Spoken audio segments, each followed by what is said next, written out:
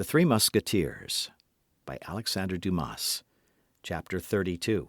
A Procurator's Dinner. However brilliant had been the part played by Porthos in the duel, it had not made him forget the dinner of the procurator's wife. On the morrow he received the last touches of Mousqueton's brush for an hour, and took his way toward the Rue aux Ours with the steps of a man who was doubly in favour with fortune. His heart beat, but not like D'Artagnan's with a young and impatient love. No, a more material interest stirred his blood. He was about at last to pass that mysterious threshold, to climb those unknown stairs by which, one by one, the old crowns of Monsieur Coquenard had ascended. He was about to see in reality a certain coffer of which he had 20 times beheld the image in his dreams, a coffer long and deep, locked, bolted, fastened in the wall, a coffer of which he had so often heard, and which the hands, a little wrinkled, it is true, but still not without elegance, of the procurator's wife were about to open to his admiring looks. And then he, a wanderer on the earth, a man without fortune, a man without family, a soldier accustomed to inns, cabarets, taverns, and restaurants, a lover of wine forced to depend upon chance treats, was about to partake of family meals, to enjoy the pleasures of a comfortable establishment, and to give himself up to those little attentions which, the harder one is, the more they please, as old soldiers say. To come in the capacity of a cousin, and seat himself every day at a good table, to smooth the yellow, wrinkled brow of the old procurator, to pluck the clerks a little by teaching them passette, passe dix, and lansquenet in their utmost nicety, and winning from them, by way of fee for the lesson he would give them in an hour, their savings of a month, all this was enormously delightful to Porthos. The Musketeer could not forget the evil reports which then prevailed, and which indeed have survived them, of the procurators of the period. Meanness, stinginess, fasts. But as, after all, excepting some few acts of economy which Porthos had always found very unseasonable, the procurator's wife had been tolerably liberal. That is, be it understood, for a procurator's wife, he hoped to see a household of a highly comfortable kind. And yet, at the very door the Musketeer began to entertain some doubts. The approach was not such as to prepossess people. An ill-smelling, dark passage, a staircase half lighted by bars through which stole a glimmer from a neighbouring yard. On the first floor, a low door studded with enormous nails, like the principal gate of the Grand Châtelet. Porthos knocked with his hand. A tall, pale clerk, his face shaded by a forest of virgin hair, opened the door, and bowed with the air of a man forced at once to respect in another lofty stature, which indicated strength, the military dress, which indicated rank, and a ruddy countenance, which indicated familiarity with good living. A shorter clerk came behind the first, a taller clerk behind the second, a stripling of a dozen years rising behind the third. In all, 3 clerks and a half, which for the time argued a very extensive clientage. Although the Musketeer was not expected before 1 o'clock, the procurator's wife had been on the watch ever since midday, reckoning that the heart, or perhaps the stomach, of her lover would bring him before his time. Madame Coquenard therefore entered the office from the house at the same moment her guest entered from the stairs, and the appearance of the worthy lady relieved him from an awkward embarrassment. The clerk surveyed him with great curiosity, and he, not knowing well what to say to this ascending and descending scale, remained tongue-tied. "It is my cousin," cried the procurator's wife. Come in, Monsieur Porthos." The name of Porthos produced its effect upon the clerks, who began to laugh. But Porthos turned sharply round, and every countenance quickly recovered its gravity. They reached the office of the procurator after having passed through the antechamber in which the clerks were, and the study in which they ought to have been. This last apartment was a sort of dark room, littered with papers. On quitting the study, they left the kitchen on the right and entered the reception room. All these rooms, which communicated with one another, did not inspire Porthos favourably. Words might be heard at a distance through all these open doors.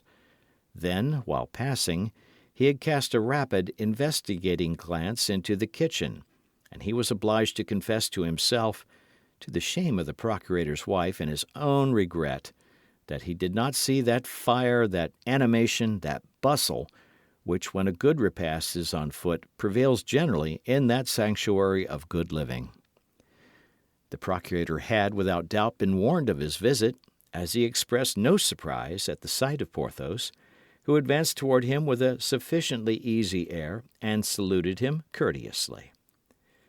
"We are cousins, it appears, Monsieur Porthos," said the procurator, rising, yet supporting his weight upon the arms of his cane chair. The old man, wrapped in a large black doublet, in which the whole of his slender body was concealed, was brisk and dry. His little grey eyes shone like carbuncles, and appeared, with his grinning mouth, to be the only part of his face in which life survived. Unfortunately, the legs began to refuse their service to this bony machine. During the last 5 or 6 months that this weakness had been felt, the worthy procurator had nearly become the slave of his wife. The cousin was received with resignation, that was all. Monsieur Coquenard, firm upon his legs, would have declined all relationship with Monsieur Porthos. "Yes, monsieur, we are cousins," said Porthos without being disconcerted, as he had never reckoned upon being received enthusiastically by the husband. "By the female side, I believe," said the procurator maliciously. Porthos did not feel the ridicule of this, and took it for a piece of simplicity, at which he laughed in his large moustache. Madame Coquenard, who knew that a simple-minded procurator was a very rare variety in the species, smiled a little, and coloured a great deal. Monsieur Coquenard had, since the arrival of Porthos, frequently cast his eyes with great uneasiness upon a large chest placed in front of his oak desk. Porthos comprehended that this chest, although it did not correspond in shape with that which he had seen in his dreams, must be the blessed coffer, and he congratulated himself that the reality was several feet higher than the dream. Monsieur Coquenard did not carry his genealogical investigations any further, but withdrawing his anxious look from the chest and fixing it upon Porthos, he contented himself with saying, "Monsieur our cousin will do us the favour of dining with us once before his departure for the campaign. Will he not, Madame Coquenard?" This time Porthos received the blow right in his stomach, and felt it. It appeared likewise that Madame Coquenard was not less affected by it on her part, for she added, "My cousin will not return if he finds that we do not treat him kindly. But otherwise he has so little time to pass in Paris, and consequently to spare to us, that we must entreat him to give us every instant he can call his own previous to his departure." "Oh, my legs, my poor legs, where are you?" murmured Coquenard, and he tried to smile. This succour, which came to Porthos at the moment in which he was attacked in his gastronomic hopes, inspired much gratitude in the Musketeer toward the procurator's wife. The hour of dinner soon arrived. They passed into the eating-room, a large dark room, situated opposite the kitchen. The clerks, who, as it appeared, had smelled unusual perfumes in the house, were of military punctuality, and held their stools in hand, quite ready to sit down. Their jaws moved preliminarily with fearful threatenings. "Indeed," thought Porthos, casting a glance at the 3 hungry clerks, for the errand boy, as might be expected, was not admitted to the honours of the magisterial table. "In my cousin's place I would not keep such gourmands. They look like shipwrecked sailors who have not eaten for 6 weeks." Monsieur Coquenard entered, pushed along upon his armchair with castors by Madame Coquenard, whom Porthos assisted in rolling her husband up to the table. He had scarcely entered when he began to agitate his nose and his jaws after the example of his clerks. "Oh," said he, "here is a soup which is rather inviting." "What the devil can they smell so extraordinary in this soup?" thought Porthos, at the sight of a pale liquid, abundant but entirely free from meat, on the surface of which a few crusts swam about as rare as the islands of an archipelago. Madame Coquenard smiled, and upon a sign from her everyone eagerly took his seat. Monsieur Coquenard was served first, then Porthos. Afterward Madame Coquenard filled her own plate and distributed the crusts without soup to the impatient clerks. At this moment the door of the dining room unclosed with a creak, and Porthos perceived through the half-open flap the little clerk who, not being allowed to take part in the feast, ate his dry bread in the passage with the double odour of the dining room and kitchen. After the soup the maid brought a boiled fowl, a piece of magnificence which caused the eyes of the diners to dilate in such a manner that they seemed ready to burst. "One may see that you love your family, Madame Coquenard," said the procurator, with a smile that was almost tragic. "You are certainly treating your cousin very handsomely." The poor fowl was thin, and covered with one of those thick, bristly skins through which the teeth cannot penetrate with all their efforts. The fowl must have been sought for a long time on the perch, to which it had retired to die of old age. "The devil!" thought Porthos. "This is poor work. I respect old age, but I don't much like it boiled or roasted." And he looked round to see if anybody partook of his opinion. But on the contrary, he saw nothing but eager eyes which were devouring, in anticipation, that sublime fowl which was the object of his contempt. Madame Coquenard drew the dish toward her, skilfully detached the two great black feet, which she placed upon her husband's plate, cut off the neck, which with the head she put on one side for herself, raised the wing for Porthos, and then returned the bird otherwise intact to the servant who had brought it in, who disappeared with it before the Musketeer had time to examine the variations which disappointment produces upon faces, according to the characters and temperaments of those who experience it. In the place of the fowl a dish of haricot beans made its appearance, an enormous dish in which some bones of mutton that at first sight one might have believed to have had some meat on them pretended to show themselves. But the clerks were not the dupes of this deceit, and their lugubrious looks settled down into resigned countenances. Madame Coquenard distributed this dish to the young men with the moderation of a good housewife. The time for wine came. Monsieur Coquenard poured from a very small stone bottle the third of a glass for each of the young men, served himself in about the same proportion, and passed the bottle to Porthos and Madame Coquenard. The young men filled up their third of a glass with water. Then, when they had drunk half the glass, they filled it up again, and continued to do so. This brought them, by the end of the repast, to swallowing a drink which, from the colour of the ruby, had passed to that of a pale topaz.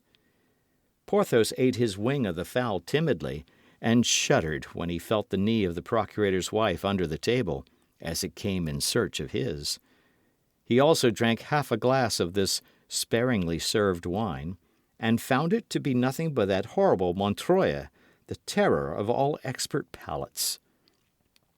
Monsieur Coquenard saw him swallowing this wine undiluted, and sighed deeply. "Will you eat any of these beans, Cousin Porthos?" said Madame Coquenard, in that tone which says, "Take my advice, don't touch them." "Devil take me if I taste one of them," murmured Porthos to himself, and then said aloud, "Thank you, my cousin, I am no longer hungry." There was silence. Porthos could hardly keep his countenance. The procurator repeated several times, "Ah, Madame Coquenard, accept my compliments.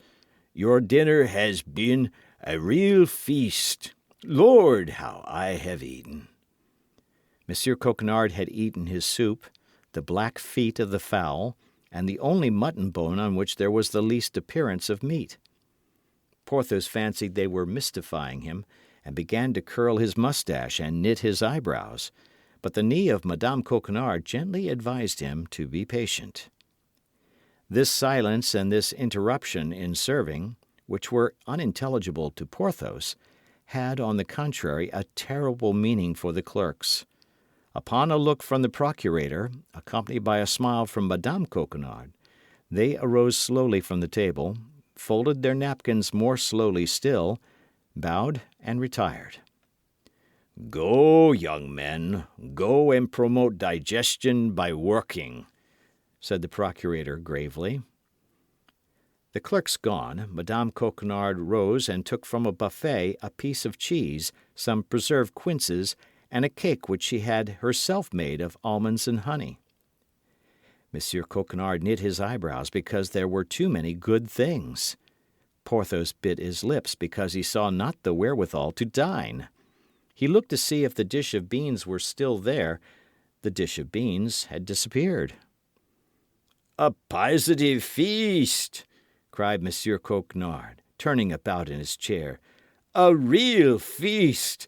Epoche epulorum! Lucullus dines with Lucullus." Porthos looked at the bottle which was near him, and hoped that with wine, bread, and cheese he might make a dinner. But wine was wanting, the bottle was empty. Monsieur and Madame Coquenard did not seem to observe it. "This is fine," said Porthos to himself. "I am prettily caught." He passed his tongue over a spoonful of preserves, and stuck his teeth into the sticky pastry of Madame Coquenard. "Now," said he, "the sacrifice is consummated. Ah, if I had not the hope of peeping with Madame Coquenard into her husband's chest!" Monsieur Coquenard, after the luxuries of such a repast, which he called an excess, felt the want of a siesta. Porthos began to hope that the thing would take place at the present sitting, and in that same locality. But the procurator would listen to nothing. He would be taken to his room, and was not satisfied until he was close to his chest, upon the edge of which, for still greater precaution, he placed his feet. The procurator's wife took Porthos into an adjoining room, and they began to lay the basis of a reconciliation. "You can come and dine 3 times a week," said Madame Coquenard. "Thanks, madame," said Porthos, "but I don't like to abuse your kindness. Besides, I must think of my outfit." "That's true," said the procurator's wife, groaning. "That unfortunate outfit." "Alas, yes," said Porthos, "it is so." "But of what, then, does the equipment of your company consist, Monsieur Porthos?" "Oh, of many things," said Porthos. "The Musketeers are, as you know, picked soldiers, and they require many things useless to the Guardsmen or the Swiss." "But yet, detail them to me." "Why, they may amount to," said Porthos, who preferred discussing the total to taking them one by one. The procurator's wife waited tremblingly. "To how much?" said she. "I hope it does not exceed—" She stopped. Speech failed her. "Oh, no," said Porthos. "It does not exceed 2,500 livres. I even think that with economy I could manage it with 2,000 livres." "Good God!" cried she. 2,000 livres? Why, that is a fortune!" Porthos made a most significant grimace. Madame Coquenard understood it. "I wish to know the detail," said she, "because, having many relatives in business, I was almost sure of obtaining things at 100% less than you would pay yourself." Ah, said Porthos, "that is what you meant to say." "Yes, dear Monsieur Porthos. Thus, for instance, don't you in the first place want a horse?" "Yes, a horse." "Well, then, I can just suit you." "Ah," said Porthos, brightening, "that's well as regards my horse, but I must have the appointments complete, as they include objects which a musketeer alone can purchase, and which will not amount, besides, to more than 300 livres. 300 livres.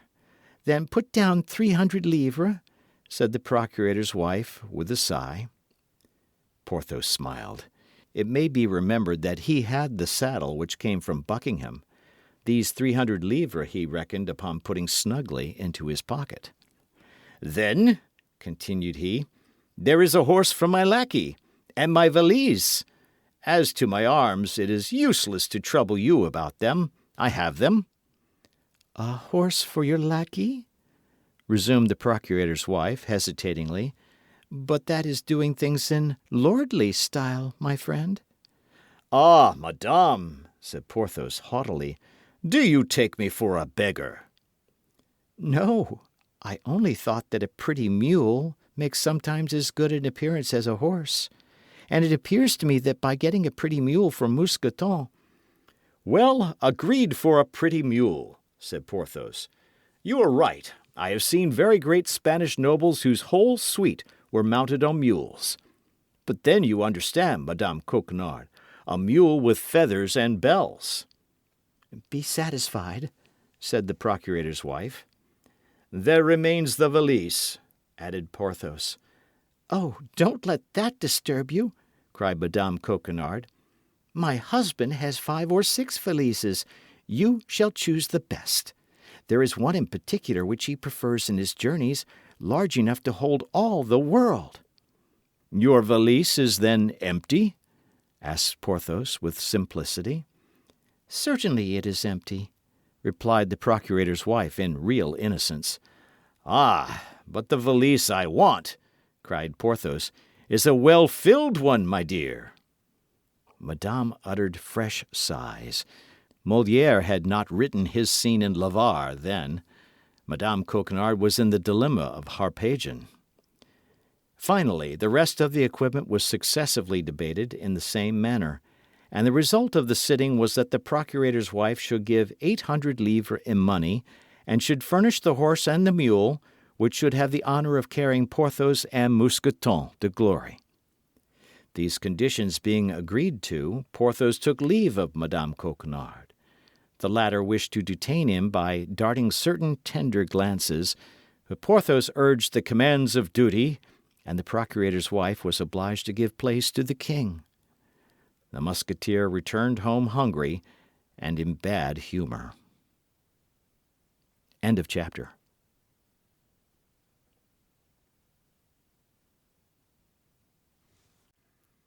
The Three Musketeers by Alexandre Dumas. Chapter 33. Soubrette and Mistress. Meantime, as we have said, despite the cries of his conscience and the wise counsels of Athos, D'Artagnan became hourly more in love with Milady. Thus he never failed to pay his diurnal court to her, and the self-satisfied Gascon was convinced that sooner or later she could not fail to respond. One day, when he arrived with his head in the air and as light at heart as a man who awaits a shower of gold, he found the soubrette under the gateway of the hotel. But this time the pretty Kitty was not contented with touching him as he passed. She took him gently by the hand. "Good," thought D'Artagnan. "She is charged with some message for me from her mistress. She is about to appoint some rendezvous of which she had not courage to speak." And he looked down at the pretty girl with the most triumphant air imaginable. "I wish to say 3 words to you, Monsieur Chevalier," stammered the soubrette. "Speak, my child, speak," said D'Artagnan. "I listen." "Here? Impossible. That which I have to say is too long, and above all, too secret." "Well, what is to be done?" "If Monsieur Chevalier will follow me," said Kitty timidly. "Where you please, my dear child." "Come, then." And Kitty, who had not let go the hand of D'Artagnan, led him up a little dark, winding staircase, and after ascending about 15 steps, opened a door. "Come in here, Monsieur Chevalier," said she. "Here we shall be alone and can talk." "And whose room is this, my dear child?" "It is mine, Monsieur Chevalier. It communicates with my mistress's by that door. But you need not fear. She will not hear what we say. She never goes to bed before midnight. D'Artagnan cast a glance around him. The little apartment was charming for its taste and neatness, but in spite of himself his eyes were directed to that door which Kitty said led to Milady's chamber. Kitty guessed what was going on in the mind of the young man, and heaved a deep sigh. You love my mistress, then, very dearly, Monsieur Chevalier? Said she. Oh, more than I can say, Kitty. I am mad for her. Kitty breathed a second sigh. Alas, monsieur, said she, that is too bad. What the devil do you see so bad in it? Said D'Artagnan. Because, monsieur, replied Kitty, my mistress loves you not at all. Hein, said D'Artagnan. Can she have charged you to tell me so? Oh, no, monsieur, but out of the regard I have for you, I have taken the resolution to tell you so. Much obliged, my dear Kitty, but for the intention only. For the information, you must agree, is not likely to be at all agreeable. That is to say, you don't believe what I have told you, is it not so? We have always some difficulty in believing such things, my pretty dear, were it only from self-love. Then you don't believe me. I confess that unless you deign to give me some proof of what you advance— What do you think of this? Kitty drew a little note from her bosom. For me? Said D'Artagnan, seizing the letter. No, for another. For another? Yes. His name, cried D'Artagnan. Read the address. Monsieur el Comte de Ward. The remembrance of the scene at Saint-Germain presented itself to the mind of the presumptuous Gascon. As quick as thought he tore open the letter, in spite of the cry which Kitty uttered on seeing what he was going to do, or rather what he was doing. Oh, good Lord, Monsieur Chevalier, said she, what are you doing? I, said D'Artagnan, nothing. And he read, You have not answered my first note. Are you indisposed, or have you forgotten the glances you favoured me with at the ball of Madame de Guise? You have an opportunity now, Count. Do not allow it to escape. D'Artagnan became very pale. He was wounded in his self-love. He thought it was in his love. Poor dear Monsieur d'Artagnan, said Kitty in a voice full of compassion, and pressing anew the young man's hand. You pity me, little one? Said D'Artagnan. Oh, yes, and with all my heart, for I know what it is to be in love. You know what it is to be in love? Said D'Artagnan, looking at her for the first time with much attention. Alas, yes. Well, then, instead of pitying me, you would do much better to assist me in avenging myself on your mistress. And what sort of revenge would you take? I would triumph over her and supplant my rival. I will never help you in that, Monsieur Chevalier, said Kitty warmly. And why not? Demanded D'Artagnan. For two reasons. What ones? The first is that my mistress will never love you. How do you know that? You have cut her to the heart. I? In what can I have offended her? I, who ever since I have known her have lived at her feet like a slave. Speak, I beg you. I will never confess that but to the man who should read to the bottom of my soul. D'Artagnan looked at Kitty for the second time. The young girl had freshness and beauty, which many duchesses would have purchased with their coronets. Kitty, said he, I will read to the bottom of your soul whenever you like. Don't let that disturb you. And he gave her a kiss at which the poor girl became as red as a cherry. Oh, no, said Kitty. It is not me you love. It is my mistress you love. You told me so just now. And does that hinder you from letting me know the second reason?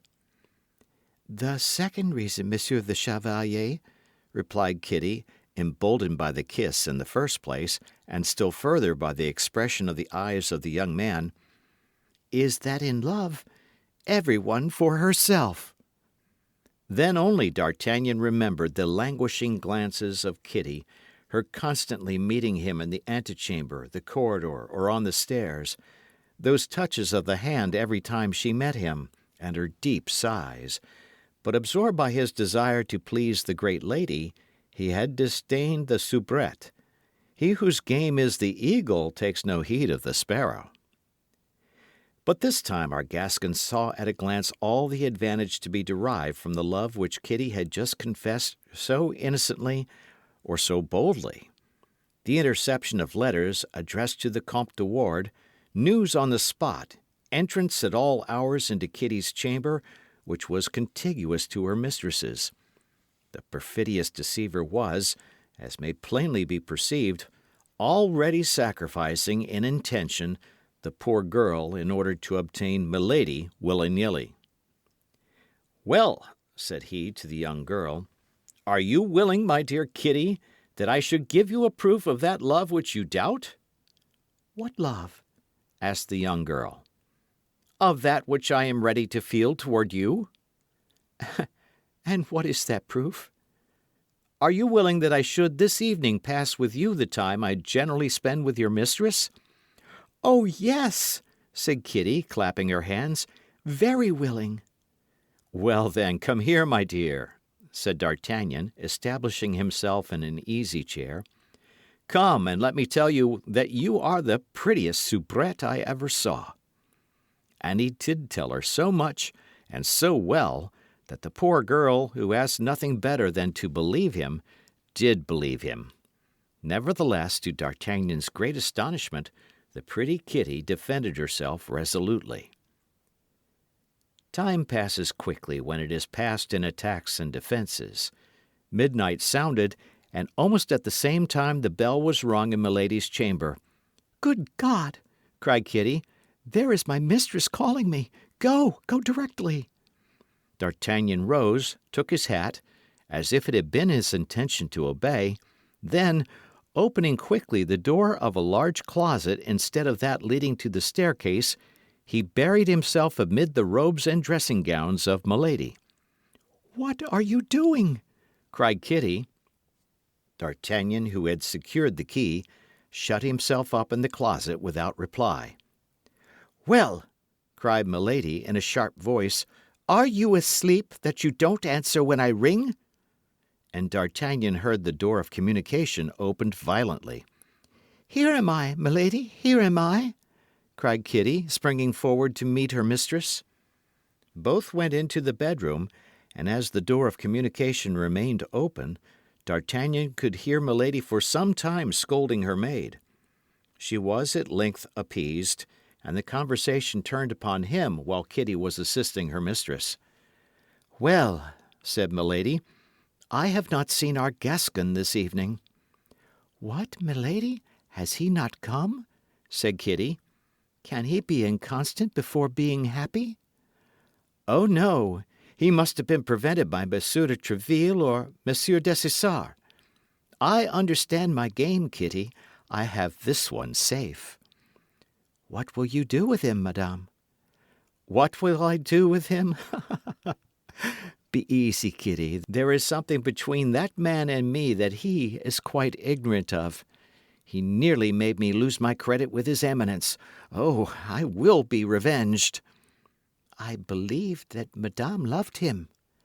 "I love him? I detest him!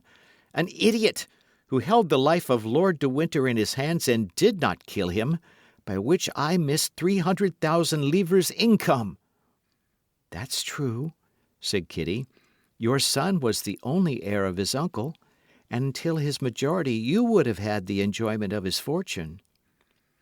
D'Artagnan shuddered to the marrow at hearing this suave creature reproach him, with that sharp voice which she took such pains to conceal in conversation, for not having killed a man whom he had seen load her with kindnesses. "For all this," continued Milady, "I should long ago have revenged myself on him if, and I don't know why, the cardinal had not requested me to conciliate him." "Oh, yes, but madame has not conciliated that little woman he was so fond of." What, the mercer's wife of the Rue des Fossoyeurs? Has he not already forgotten she ever existed? Fine vengeance that, on my faith. A cold sweat broke from D'Artagnan's brow. Why, this woman was a monster. He resumed his listening, but unfortunately the toilette was finished. That will do, said Milady. Go into your own room, and tomorrow endeavour again to get me an answer to the letter I gave you. For Monsieur de Ward? Said Kitty. To be sure, for Monsieur de Ward. Now, there is one, said Kitty, who appears to me quite a different sort of a man from that poor Monsieur d'Artagnan. Go to bed, mademoiselle, said Milady. I don't like comments. D'Artagnan heard the door close, then the noise of 2 bolts by which Milady fastened herself in. On her side, but softly as possible, Kitty turned the key of the lock, and then D'Artagnan opened the closet door. Oh, good Lord, said Kitty in a low voice. What is the matter with you? How pale you are! The abominable creature, murmured D'Artagnan. Silence! Silence! Begone! Said Kitty. There is nothing but a wainscot between my chamber and Milady's. Every word that is uttered in one can be heard in the other. That's exactly the reason I won't go, said D'Artagnan. What? Said Kitty, blushing. Or, at least, I will go, later.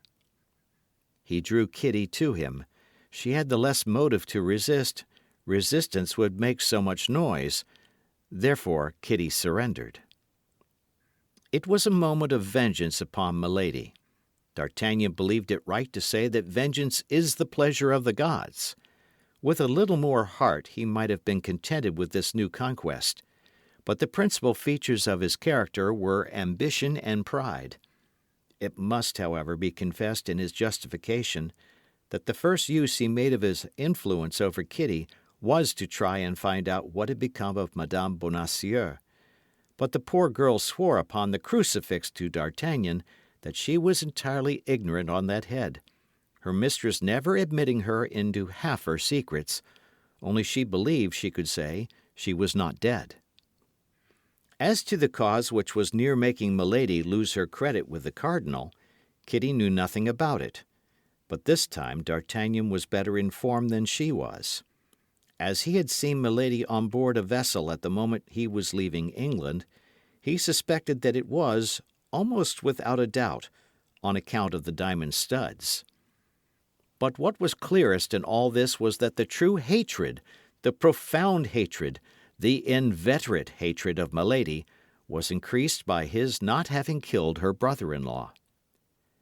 D'Artagnan came the next day to Milady's, and finding her in a very ill humour, had no doubt that it was lack of an answer from Monsieur de Ward that provoked her thus.